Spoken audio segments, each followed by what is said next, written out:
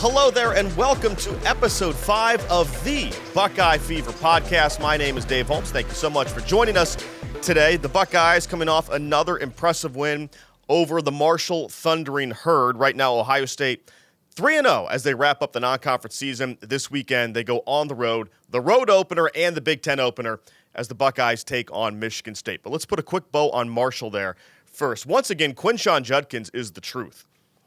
I mean, this guy's unbelievable. I asked him after the game, how on earth were you a 3-star prospect out of high school, and when did you grow these 2 extra stars?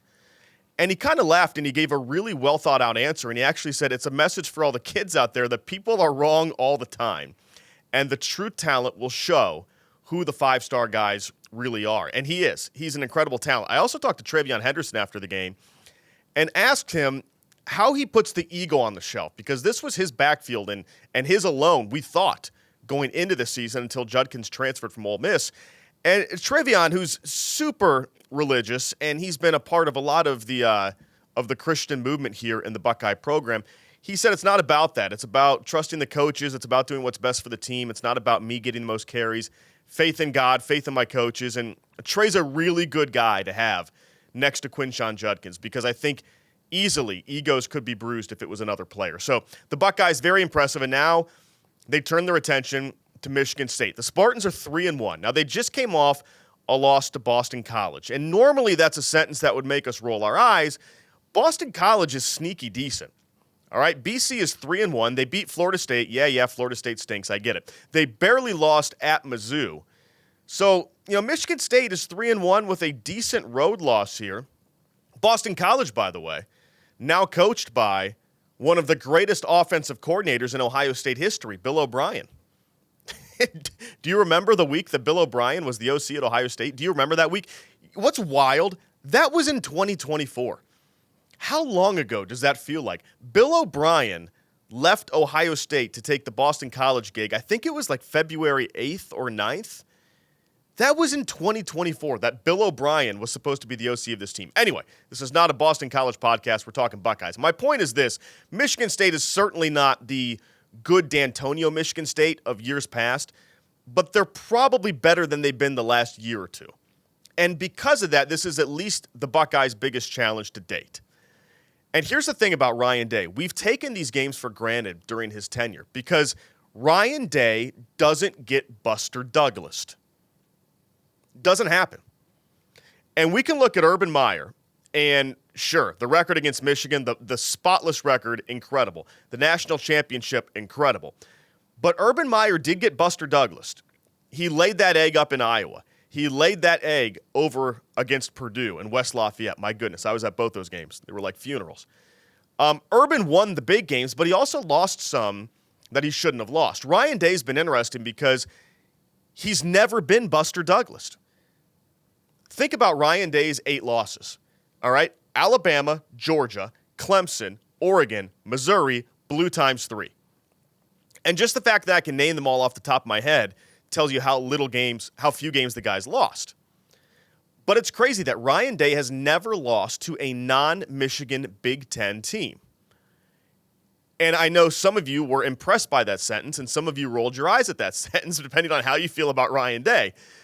But this is the kind of game that Ryan Day always wins. Always wins.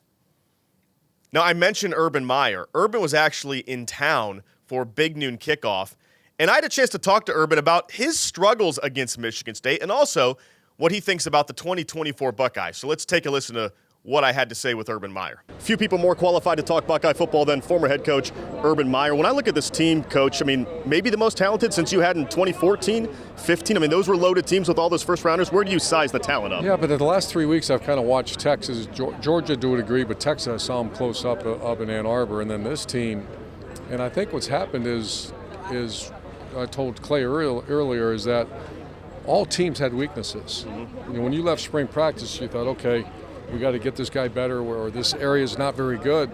Nowadays, you just fix it. It's the damnedest thing I've ever seen.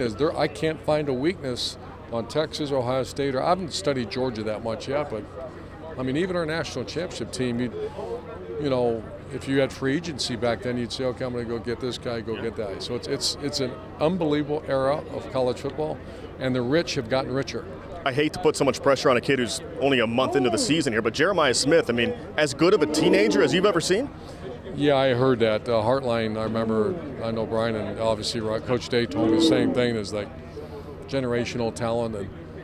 But think about you. So we said that about Harrison. We've said that it's as good a recruiting by an individual coach I've ever seen in my lifetime. When you look at the standard at Ohio State, I hate to say championship or bust because more than 100 teams lose the title, only one holds it, but how would you say the expectation should be for a team with this roster? I even made a comment to them that people from non-Ohio people don't understand this concept, but it's rivalry game or bust. You know, that's always going to be here. I never one time talked about a national championship with our team because there's too many variables. There's no variable about that place up north that you have to beat. The next trip up north is going to be Michigan State. I want to know, that was a school that actually gave you more fits than the real team up north. Your memories of going up to Michigan State? Yeah, great. Mark D'Antonio was the coach. They were the best team in the Big Ten in 05, 06. They had Le'Veon Bell. They had 2 first-round draft picks at corner. They had a great team, great coaches. Narduzzi was running the defense. It's hard to imagine what happened up there, but this new coach from Oregon State has done a really good job. But they're a couple years away. Coach, appreciate the time. Good to see you. Yeah, thanks a lot, Urban, for taking a couple minutes. I know he's busy doing his Fox thing. We appreciate him talking to us whenever we get a chance here on the Buckeye Fever podcast. Coming up next, I'm going to talk to Austin Ward, and I'm going to tell you why a road game at Michigan State just might be the worst game for media members to cover. Stay with us.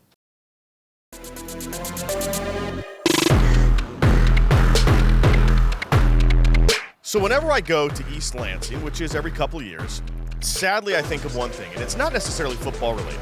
There is a system in this press box that you won't believe. And for more on this, let's bring in Austin Ward, who covers the team better than anyone for Dotting the I's and the podcast. Austin, the Michigan State press box. Okay, so this is going to sound like a really pampered media rant, and I promise it's not. They feed us at all these games, and it's 90% of the time it's great, so I don't want to complain. But Michigan State has this system, and you have been there many times, where they give you 2 tickets for the game. Each ticket is good for one concession-type item, say a hot dog and a Pepsi. So if you want to burn both tickets at once. It's a very limited. You don't get a full concession. Like, don't oversell it, Dave. Yes. It's not a full concession. No. A hot dog, a brat, or a soft pretzel? That's not very soft, no. And it's not very warm. It's not. It's like if someone made a rolled gold, just blew it up, and it's still kind of weird, way too crunchy and overcooked. So when you go to Michigan State, it becomes kind of a joke because these tickets, you'll find them on the floor of the press box. I always say it becomes like cigarettes in prison where it's like the currency. It's like, hey, man, I'll do anything for a ticket right now. I'm thirsty. I just need a Mountain Dew. Please, can you get... So what do you make of this Michigan State press box? Is it the worst? And first off, Michigan State, don't revoke the credentials. We love you. But is it the worst? Please do. Yeah. Or at least let us go eat with the normal folks down in the concourse. Yeah. It's as bad as it gets, right, for press box food? It's the worst, and it's the dumbest, and it makes no sense. There's nowhere in the Big Ten that needs to be scrounging for money because not if you'd use your ticket for a pretzel, I mean, you have to pay to get some cheese to dip it in. Right. That's right. They're charging you for things in the press box, which is fine. Which is fine. I don't have to be. I've said this before. We don't need pampered. Just let me know. If I need to prepare my own meal, I'm an adult. I can take that to work if I need to, a box lunch. I haven't had to do that in a long time. Right. I understand that it's challenging, but part of the reason that they do this, Dave, is because we are there when we're covering a game. We're going to be there all day. It takes you have to get to the stadium 3 to 4 hours early, and you have to stay 3 to 4 hours late. It's an 8-hour day. And the game is in between. I mean, for us, we're pushing like 10, 11. Yeah. You've got to be there. Traffic concerns, all those other things. So I know that the idea for this originated because I used to cover Tennessee. They take credit for this at Neyland Stadium. Well, the general wanted to make sure that people had something, that they were there. Really giving your time, you're working all day. You can't really leave in the middle of the game to go down there and go get or leave the stadium and get something else. I think they used to say it was peanut butter and jelly sandwiches. Like, let's make sure we have that. Which would play fine in the Michigan State press box. I would take one of those. That would be better than what we have there. They said, let's make this better, though. And they kept making it. There was going to be a pregame spread. There was going to be a lunch spread. There was going to be in the third quarter, they were putting out ice cream. There was going to be postgame pizza. Tennessee took it very seriously. And it was great to cover them for a number of years and see how well they wanted to treat the media. But that means that set a really high bar for me in trying to figure out where everybody else ranks. And Michigan State is clearly the worst. Like, there is no debate about it. A bad hot dog, a bad brat, or a cold pretzel is not going to cut it. And like you said, the time restraint. So like what I do is I normally get a soft pretzel and a drink. And you have to ration it for, like you said, 8 hours. So I play games in my head. Like every time the Buckeyes get a first down, I'm going to take a bite of a pretzel. I'm sitting there, and then I'll see some guy walk by, and he's got like 2 hot dogs and a Pepsi. And I'm like, wait, 1, 2, 3. Dude, how did you afford that? He's like, I found a ticket down there in the second row. And it just turns into Lord of the Flies, where it's just prison rules. It's survival of the fittest. And by the end of the game, you're famished. Then you're like, what can I get in East Lansing at 1 in the morning if it's a primetime game? Nothing. Okay, so Michigan State, you're terrible. We love you, but we don't. So what's a good press box food? You said Tennessee. Like, what can you think of something? You know who I think is sneaky good? Rutgers brings it pretty well. Rutgers has, for the Big Ten, I would say that they are number one, which is the only thing they're number one in the Big Ten. That's why we got them into the conference. It makes sense in hindsight. It was all about the press box food. They famously, I believe it was Ohio State's first visit out to Rutgers. It was right around Thanksgiving, and they did a full Thanksgiving spread. Yes. So, like my colleague at the podcast and at Rivals, Jeremy Birmingham, is always like, well, Rutgers is the best because they did Thanksgiving dinner, Christmas dinner. And 2015 like, or whatever it was. Yeah, one time they did that. They don't do it every year. Yeah. And they didn't do it in a September or an October game. Yeah. But they have like some really good like kettle chips with dip that great sustenance. They've had some like steak sandwiches, steak-ish sandwiches. I don't even know what to call it. Sometimes you don't know. But good stuff. Rutgers is number one, I think, in the Big Ten. But Ohio State, it used to be near the top of the Big Ten. Oh, here we go. Speak it. We can talk truth here. They have decided to back off a little bit. There we go. It used to be a partnership with City Barbecue, which everybody absolutely loved. Loved it. It has vanished, and it has been replaced with Not eggs that City people Barbecue? don't like. Plastic eggs. You know, Powder eggs. some pretty subpar breakfast meats. Yeah. Now the potatoes are usually pretty good, but those go fast because they are they play a lot of noon games, so Ohio State is trying to make up for it, but they used to have City Barbecue for noon games too. And I want to be clear that we are just trying to take you behind the curtain. As we said, it's free food, so all free food's better than food you pay for. So we're having a little fun.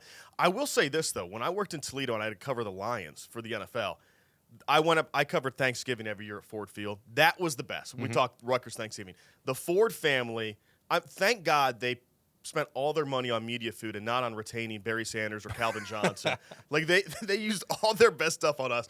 So that was pretty good. I'm trying to think. Sometimes the bowl games, is it the Rose Bowl where they have like candy dishes of like Sour Patch Kids or something? Yeah. They have, and their setup is pretty cool because it's like outside.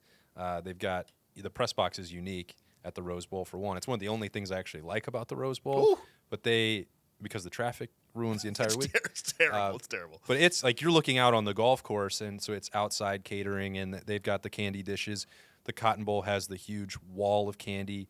Yes. And Jerry Jones, anything they do at AT&T Stadium, they do it upright, and they've got, the 6 different desserts. And I think the last time we were at the Cotton Bowl was not a great game to watch, but there was steak out there for that game. It's around New Year's. They want to make sure that people who are spending, again, we're blessed to do what we do. Not gonna ever take that for granted. But a lot of times that's missing a Christmas or missing a New Year's Eve to be out, doing our job. Yeah. And they do try to take the bowl games.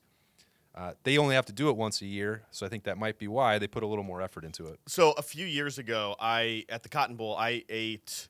It was the Cotton Bowl against USC, I believe. I ate on Christmas Day at McDonald's there, which was kind of humbling. Solid nugget meal. But you mentioned the candy bar. So this is crazy. So the Cotton Bowl also has this media hospitality room where they stuff it like a grocery store. And I took a bunch of candy bars home for my nephews. And this is a true story. I'm going through airport security on the way back. And they pull my bag, my carry-on. And this guy, and also they radio someone. And some guy comes walking toward me. This guy goes, "Hey, what's in your bag?" I said, 34 full-size candy bars. And he goes, "Wait, what?" He unzips it. He starts yelling, "Go back, go back." They called in the DEA. They thought I was smuggling drugs because he goes, we thought you had drugs in here. We saw a few dozen same-size wrapped containers. We thought you were dumb enough to bring drugs. So I said, no, it's candy bars. What do you want? He goes, I'll take a Reese's. And I said, call your boy down there. He goes, hey, what do you want? He goes, throw me a Three Musketeers. So I literally paid the DEA off with stolen candy bars from the Cotton Bowl. Whatever it takes. All that said, we're not carrying home any food from Michigan State this week because there will be none left. Thanks again to Austin Ward. So Michigan State this weekend, like I said, the biggest challenge of the season thus far. And I understand that when you're compared to Akron, Western Michigan, and Marshall, that's not saying a ton. But still, road game in East Lansing, prime time. The Spartan defense right now is ranked 14th in total yards. They're not a pushover. And if there's one thing that gives me slight pause in a road game like this, 3 of Michigan State's 4 games this season have come down to 1 possession in the fourth quarter, meaning they've at least been there. And, I don't want to poke holes in a Buckeye team that is superior to Michigan State in every facet, but the Buckeyes have not been tested, and at some point they will be. Now, I don't think it'll be this Saturday night in East Lansing. All I'm saying, though, is you don't want these guys to hang around. Michigan State's quarterback, Aiden Shiles, has talent, but he also has the ability to serve it up to the other team. 7 interceptions in 4 games. Get to him early. Make him throw a pick or two, because if you do let a team like Michigan State hang around, they start to believe a little bit. And they've been tested. They've been in close games. The Buckeyes have not. So Ohio State needs to take care of business early against the Spartans. Coming up next, an interesting exercise with Joshua Perry. Everyone else wants to expand the conferences. Joshua and I are going to try to condense the Big Ten. If we had to shrink the conference down to 6 teams into a mini power conference, who would we keep? Who would we toss? That's coming up next on the Buckeye Fever podcast.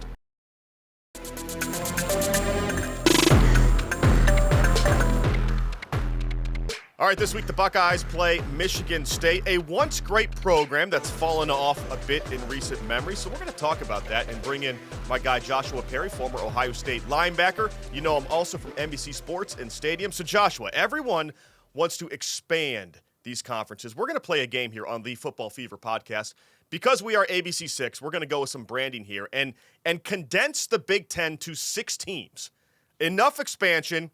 We're going to contract here. So if we had to condense the Big Ten to 6 teams, let's do this together. I assume we're both keeping Ohio State, correct?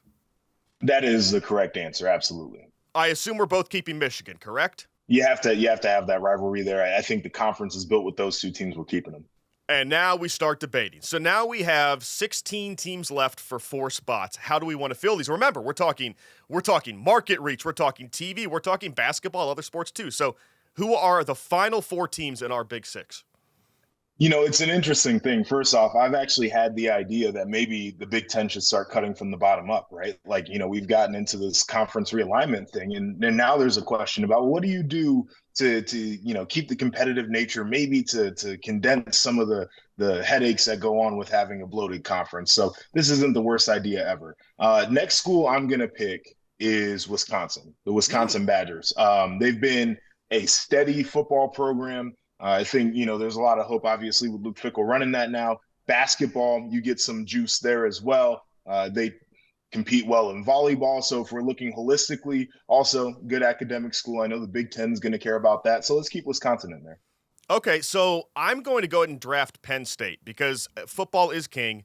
We need them, and they are a great natural rivalry. How can Penn State go 10-2 every year if they don't get to play Michigan and Ohio State? So we got to keep Penn State in there just so they can have their 2 losses, and I think they're good for the overall brand. All right, so I've got Ohio State, Michigan, Penn State. You have Ohio State, Michigan, Wisconsin. Who do you have next?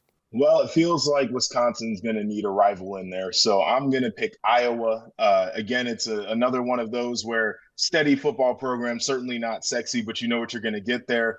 The other sports do just fine, got a good wrestling program, looking at the conference as a whole, and it kind of brings in that the western part of the Midwest there to keep them involved and capture some of that geography where there are a lot of people that are just spread out. So I'd like Iowa in the mix. I am blown away. You now get free corn the rest of your life. You know how much they're going to love you in Iowa? You just put Iowa above some really big programs. Joshua, walk it back. You're going to stick with Iowa. Okay. I'm going to stick with Iowa. All right. For my next one, we have to go out West Coast, and claim one of these teams. I'm going to claim Oregon because, like you said, it's kind of a dual team there. They're going to be a top 5 football team. Let's get us some Nike exposure. Let's get us some cool uniforms. And also, they're a sneaky good basketball program. So I'm going to say, welcome, Ducks. You're allowed to stay in my Big Six. And they got some track and field heritage there, too. That's really fun. If you're into that, it's my first love is track and field. So I think that's a good pick there. All right, well, I'm going to head out to the West Coast as well. And I'm going to go with one of the blue bloods of collegiate athletics. I am going with USC. When you talk about USC, obviously there's a football legacy. Certainly doesn't feel like it's all there right now. But I'm looking at the rest of the athletic department, and you want to talk about Olympians, for example, in an Olympic year. I think that's a great one to have. Yeah, I understand this podcast is mainly listened to by people in Ohio, so they're going to hate this. But I'm going USC also. I'm with you. I mean, when I think about the Coliseum, the 1984 Olympics, there's so much tradition there with Southern Cal. Plus, I want a piece of Southern California anyway to build this big conference. So I'm with you on USC. So who is your 6th and final team? Well, I'm going to go with a West Coast partner out there, and I'm going Oregon as my last team. And you mentioned all the reasons that you would want to select Oregon. The way that I've got this planned out is you got Ohio State, Michigan. They got the border thing going on. You've got Iowa, Wisconsin. They've got a nice little rivalry. And then you've got your West Coast hub. So, geographically, we're all covered here. Okay, so this is tough for me. It's going to come down to a choice between UCLA, Wisconsin, Michigan State. And this is why I chose this topic, because Michigan State to me was a debate. If this were 10 years ago, no doubt the Spartans are in here because they're a Tom Izzo has them humming. They're a Final Four caliber team. D'Antonio's got them beating Urban. I mean, he was basically Urban's Achilles heel. You can make a case. So I want to go Michigan State, but current day I can't. So I guess I'm going to go with you on Wisconsin and put the Badgers in because, like you said, also a really good basketball program. So to recap, we both have Ohio State. We both have Michigan. We both have Wisconsin, and we both have USC and Oregon. The debate then comes down to Iowa against Penn State. And Joshua, I love you, but I cannot fathom putting Iowa in our Big Six over Penn State. I don't know why you couldn't. Penn State feels like Iowa with a finished basement and a swimming pool in the backyard to me, right? Like I think they're the same thing. You look at the results over the last handful of years, and I would ask you the question: how different are the results? Well, Penn State is where 5-star quarterbacks go to die. I love Penn State for a lot of reasons. I want the whiteout. I mean, so I've been to Iowa and I've been to Penn State, so I'd rather, I'm also being selfish here for my road trip. But any surprise that we left out Washington, Nebraska got no love? Was there anyone else you were even considering? So Washington, Nebraska certainly had to be in the conversation there. And obviously Washington coming off of a big year, but I don't think people in the Big Ten understand some of the history there at Washington too. And that's a really great place to see a football game. For Nebraska, I literally can't do it. It feels like all sizzle, no steak to me right now. And hopefully that can get turned around, but that's not something I'm willing to bet on long range. And then the other one, which is a wild thing to say, but hear me out here. I got a soft spot for Rutgers. I don't like the state of New Jersey. Both of my parents are from New Jersey. I hate New Jersey. I like Rutgers. I do. So I would have had them if this were like an 8-team type of situation just to get the New York thing going. I like it. I like someone giving any love to Rutgers. I'm going to make sure they hear this in New Jersey. Thanks a lot, Joshua, for stopping by. Appreciate you. First road game of the season at Michigan State. First conference game. Like I said, Ryan Day has never lost to a non-Michigan Big Ten team. I do think the Buckeyes will take care of business, but I am interested. I'm excited to see how Will Howard responds to his first road game as an Ohio State Buckeye. Thanks again to Urban Meyer for stopping by, to Austin Ward and Joshua Perry, and thank you to you for listening to the Buckeye Fever podcast. Subscribe, 5-star review. You know the routine. Tell your friends all about it, and we'll see you back here next week on the Buckeye Fever podcast.